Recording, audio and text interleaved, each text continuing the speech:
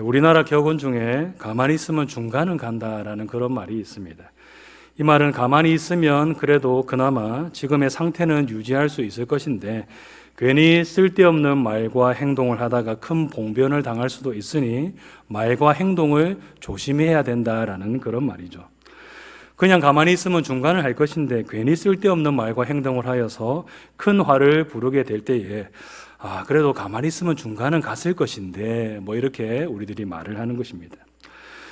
여러분, 오늘 본문에도 보면 가만히 있으면 중간은 갔을 것인데 스스로 화를 자초한 그런 사람들이 나오는 것을 볼 수 있는데 그 첫 번째 사람은 바로 아도니아라는 사람입니다.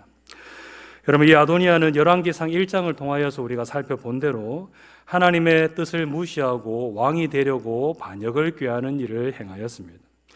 하나님께서 솔로몬을 왕으로 세우시겠다라는 말씀을 아버지인 다윗에게 주셨는데도 불구하고 이 아도니아는 그것을 무시하고 자기가 왕이 되고자 하는 그런 욕심으로 사람들을 자기 편으로 끌어모으는 일을 하였습니다.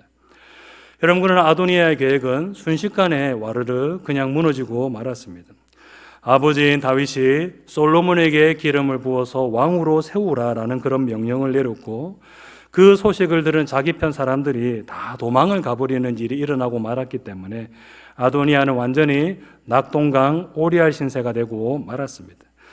그래서 아도니아는 솔로몬에게 이제 목숨만 제발 살려달라라고 그렇게 구걸하게 되었고, 그래도 이 아도니아가 솔로몬에게는 형님이 되었기 때문에 아도니아는 용서를 받고 살아남을 수 있게 되었습니다. 자, 그러면 이 아도니아가 반역을 꾀하였다가 이제 살아남게 되었다면 앞으로 어떻게 살았더라면 참으로 좋았겠습니까?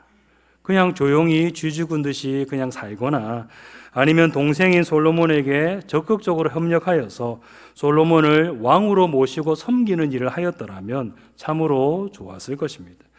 자기가 왕이 되는 일은 이제 물 건너간 일이니까 포기하고 이 솔로몬을 왕으로 인정하고 왕자의 신분으로서 솔로몬을 왕으로서 잘 보필하고 섬기는 일을 하였다면 부귀와 평안을 계속해서 누릴 수 있었을 것입니다. 여러분들, 아도니아는 그렇게 하지 않고 어떻게 하였습니까? 오늘 본문을 보니까 왕이 되고자 하는 욕심을 버리지 못하고 아비삭을 자기 아내로 달라고 요청하는 일을 하였다는 것을 볼 수 있습니다. 오늘 보면 17절 말씀을 함께 읽도록 하겠습니다. 시작. 그가 이르되 청하건대 솔로몬 왕에게 말씀하여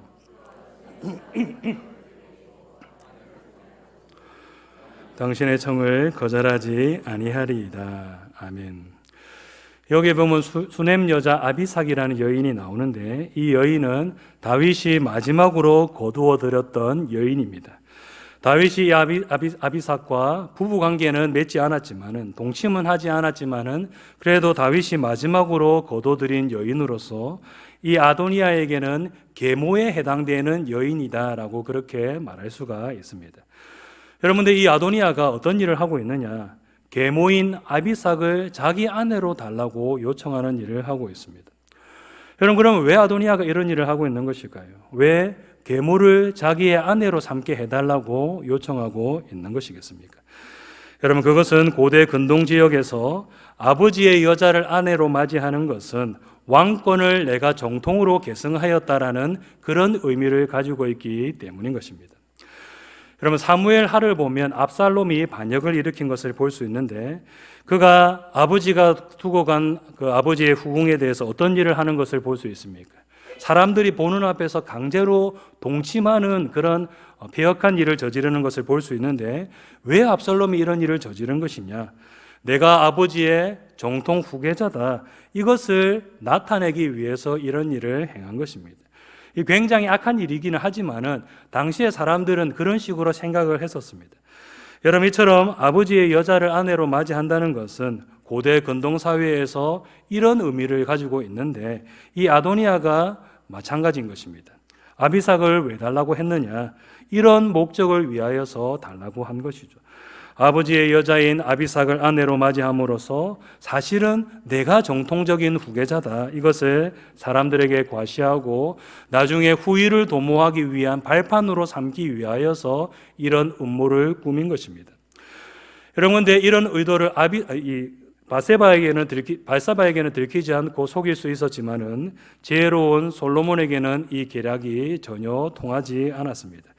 그래서 22절을 보면 이 솔로몬이 어떻게 말하고 있는 것을 볼 수 있습니까? 22절 말씀을 함께 읽도록 하겠습니다. 시작. 솔로몬 왕이 그의 어머니에게 대답하여 이르되 어찌하여 아도니아를 위하여 수넴 여자 아비삭을 구하시나이까? 그는 나의 형이오니 그를 위하여 왕권도 구하옵소서. 그뿐 아니라 제사장 아비아달과 수라의 아들 요압을 위해서도 구하옵소서 하고. 솔로몬은 이 일이 왕권과 관련되어 있는 일이다라는 것을 간파하였습니다.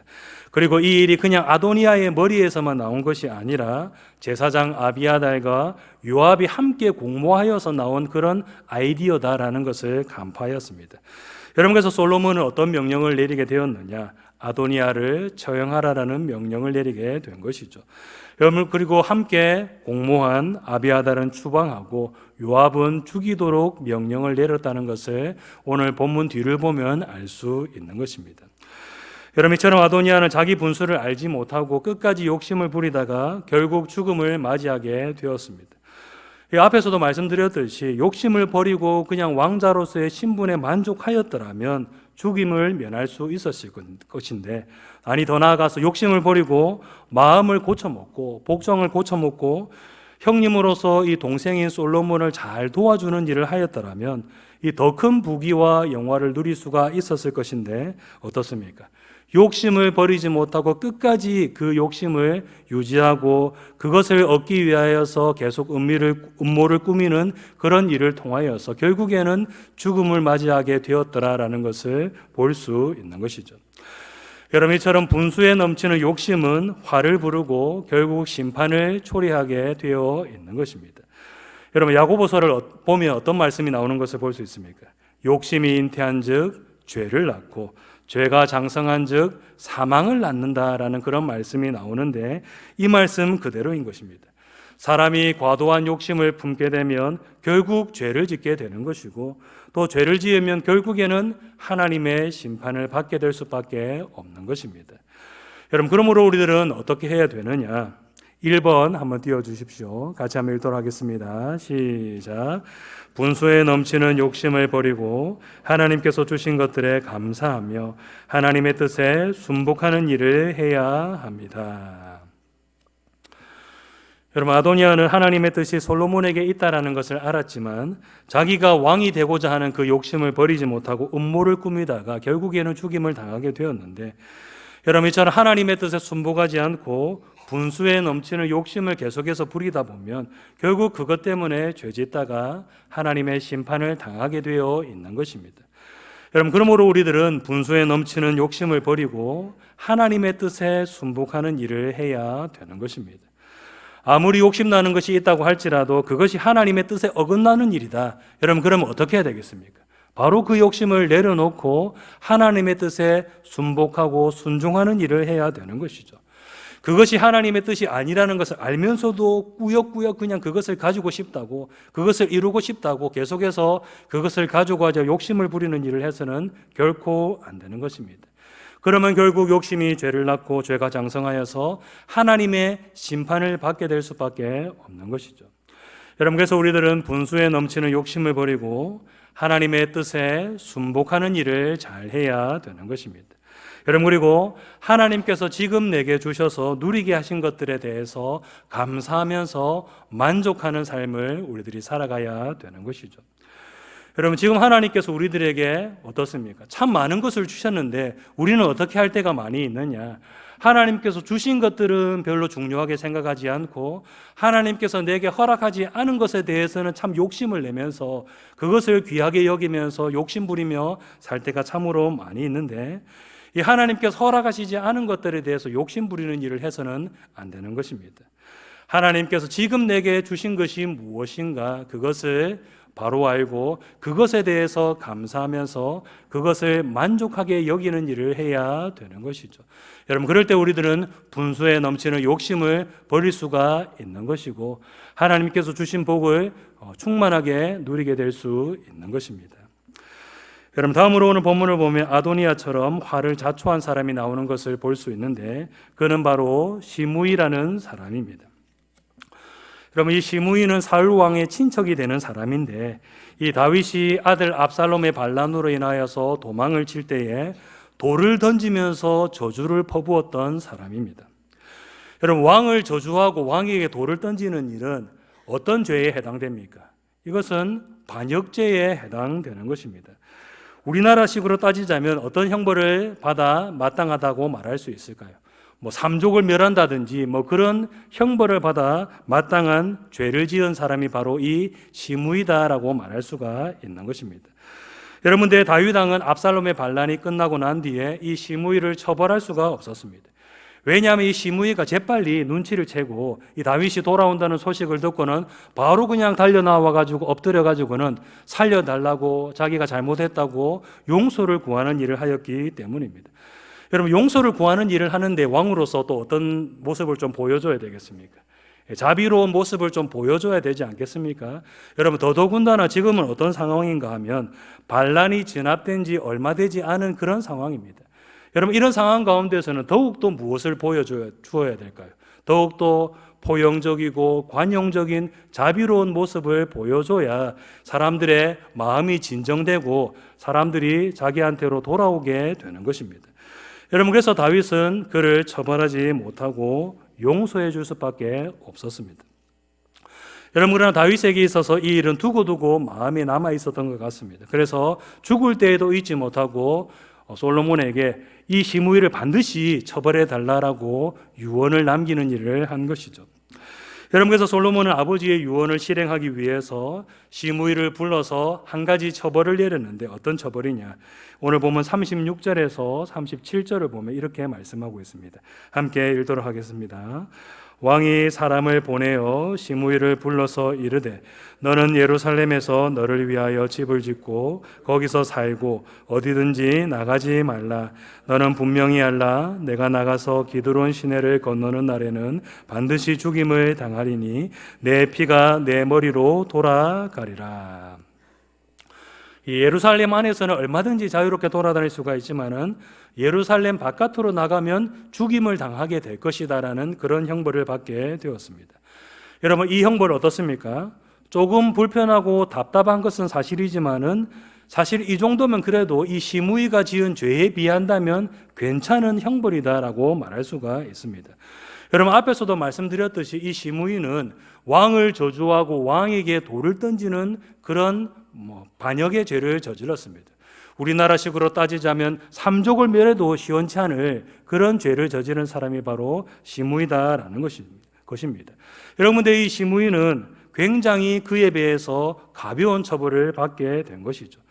예루살렘 안에서만 평생 살아야 된다. 물론 답답하고 좀 불편한 일이기는 합니다만은 그가 지은 죄에 비해서는 굉장히 약한 처벌을 받았다라고 말할 수가 있는 것입니다.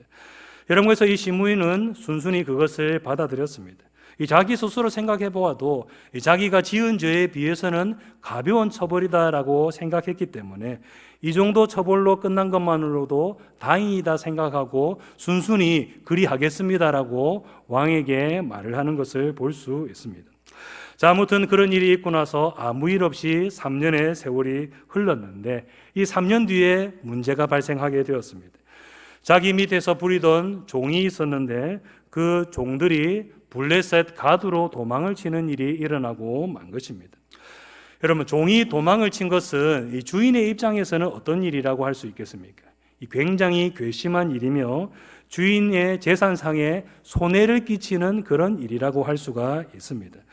여러분, 그러나 예루살렘을 떠나지 말라는 그런 벌을 받은 시므이라면 이런 상황 가운데에서 어떻게 하는 것이 현명한 일이라고 할 수 있을까요? 그들을 그냥 내버려 두던가 아니면 자기가 직접 가는 것이 아니라 밑에 사람들을 보내어서 붙잡아 오도록 하는 것이 마땅한 일인 것입니다. 여러분들, 시므이는 그렇게 하지 않고 어떻게 하였습니까? 이 예루살렘을 떠나지 말라는 왕의 명령을 어기고 자기가 직접 종들을 잡으러 갔다는 것을 볼 수 있습니다. 자, 그러면 시므이가 왜 이런 일을 저지른 것일까요? 그 이유에 대해서 오늘 본문은 명확하게 그 이유를 말씀하고 있지 않기 때문에 우리가 알 수 없지만은 추측해 보자면 이 정도는 괜찮지 않겠나라는 그런 안일한 생각 때문에 이런 일을 저지르지 않았을까 추측해 볼 수가 있습니다. 이 정도 잠깐 갔다 오는 것은 괜찮지 않겠나? 며칠밖에 안 되니까 안 들키고 돌아올 수 있지 않겠나? 3년 동안 아무 문제가 없었는데 며칠 동안 무슨 문제가 생기겠나? 시므이는 아마도 이런 안일한 생각을 가졌던 것 같습니다. 여러분, 시므이가 처음에 왕에게 예루살렘을 떠나지 말라는 그런 명령을 들었을 때만 하더라도 어떤 마음이었을까요? 이 벌벌 떨면서 굉장히 긴장을 하였을 것입니다. 예루살렘을 절대로 벗어나면 안 된다. 예루살렘 떠나면 나는 죽는다. 이렇게 하면서 한 며칠간은 또 한 몇 달 동안은 긴장 속에 보내었을 것이 틀림없는 것입니다. 여러분들, 하루가 지나가고 이틀이 지나가고 3년의 세월이 흐르는 동안 이 시므이의 마음은 점점 더 둔감해져 가고 안일한 마음이 싹트기 시작하였습니다. 이 3년 동안 보니까 자기를 별로 감시도 안 하는 것 같고 왕이 자기를 잊어버렸다고 그렇게 생각을 하고 만 것이죠. 이렇게나 세월이 지났는데도 불구하고 왕이 나에 대해서 신경이나 쓰겠어? 왕이 얼마나 할 일이 많은데 나 같은 사람을 계속해서 감시하고 있겠어? 이런 방심하는 마음이 그에게 싹트기 시작한 것입니다. 여러분, 그래서 시므이는 어떻게 하였느냐? 마음을 놓고 예루살렘을 벗어나는 일을 하고 만 것이죠. 안 걸릴 것이다, 괜찮을 것이다, 이렇게 생각을 하고 예루살렘을 벗어나는 일을 하고 만 것입니다. 여러분, 그러나 솔로몬은 어떻게 하고 있었습니까? 그것을 다 지켜보고 있었습니다. 시므이는 솔로몬이 자기를 쳐다보지 않고 있을 것이다 라고 그렇게 생각을 하고 왕의 명령을 어기는 일을 하였지만은 솔로몬은 그의 앉고 일어섬을 다 지켜보고 있었습니다. 여러분, 그래서 결국 시므이는 어떻게 되었습니까? 처벌을 받게 되었다라는 것을 볼 수 있는 것이죠.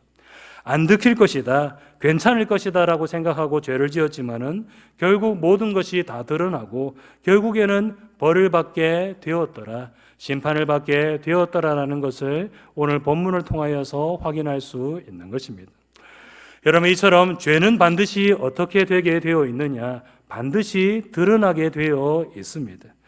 죄를 짓는 사람들은 어떤 생각을 하면서 죄를 짓는가 하면 시므이처럼 안 들킬 것이다, 이 정도는 괜찮을 것이다 라고 생각하면서 죄를 짓습니다. 여러분, 그러나 죄는 반드시 드러나게 되어 있는 것입니다. 왜냐하면 하나님께서 그것을 반드시 밝히 드러내사 심판받도록 그렇게 만드시기 때문인 것이죠. 여러분, 누가복음 12장 2절에서 3절을 보면 이렇게 말씀하고 있습니다. 같이 함께 읽도록 하겠습니다. 감추인 것이 드러나지 않을 것이 없고 숨긴 것이 알려지지 않을 것이 없나니 이러므로 너희가 어두운 데서 말한 모든 것이 광명한 데서 들리고 너희가 골방에서 귀에 대고 말한 것이 지붕 위에서 전파되리라. 여러분, 이처럼 사람들은 죄를 감출 수 있다고 생각하면서 죄를 짓지만은 하나님 앞에서는 아무것도 감출 수가 없는 것입니다. 하나님은 그 모든 것들을 다 지켜보고 계시고 결국에는 모든 것들이 다 드러나게 하사 심판받도록 그렇게 만드신다라는 것이죠. 여러분, 그러므로 우리는 어떻게 되느냐? 2번 같이 한번 읽도록 하겠습니다. 시작. 죄에 대한 경각심을 가지고 죄와 싸우는 삶을 살아야 합니다. 이 정도는 괜찮겠지, 이 정도면 안 들키겠지, 그런 생각을 우리는 버려야 합니다. 하나님 앞에서는 아무것도 감출 수가 없다라는 것을 바로 알고 죄에 대한 경각심을 가지고 죄와 싸우는 삶을 우리들은 살아가야 되는 것입니다. 조그만 죄라고 해서 이 정도는 괜찮겠지라고 생각하지도 말고 또 은밀하게 짓는 죄라고 해서 안 들키겠지라는 그런 생각도 하지 말고 죄에 대한 경각심을 가지고 죄와 싸우는 삶을 우리들은 살아가야 되는 것입니다. 여러분, 이제 말씀을 맺도록 하겠습니다. 분수에 넘치는 욕심과 죄에 대한 안일한 마음은 결국 하나님의 심판을 초래하게 되어 있습니다. 우리 성도님들이 이것을 기억하시고 분수에 넘치는 욕심을 버리고 하나님의 뜻에 순복하며 또 죄에 대한 경각심을 가지고 죄와 싸우는 삶을 살아가는 우리 모든 성도님들 다 되시기를 주님의 이름으로 축복합니다.